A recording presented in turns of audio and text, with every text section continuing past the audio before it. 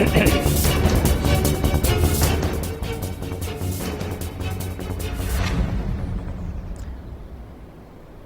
অভিযোগে এক ব্যক্তিকে গ্রেপ্তার করল শিলিগুড়ি পানিট্যাঙ্কি ফাঁড়ির পুলিশ। ব্যাংকের থেকে লোন পাইয়ে দেওয়ার নাম করে এক ব্যক্তিকে প্রতারণা করার অভিযোগে কোচবিহার থেকে সনদ তালুকদার নামে একজনকে গ্রেপ্তার করল পানিট্যাঙ্কি ফাঁড়ির পুলিশ।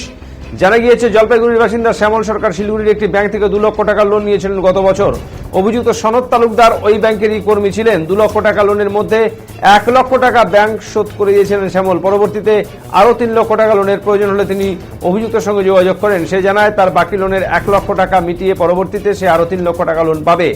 এই মতো শ্যামল সরকার বাকি 1 লক্ষ টাকা ব্যাংকের কর্মী অভিযুক্ত সনদকে দেয়।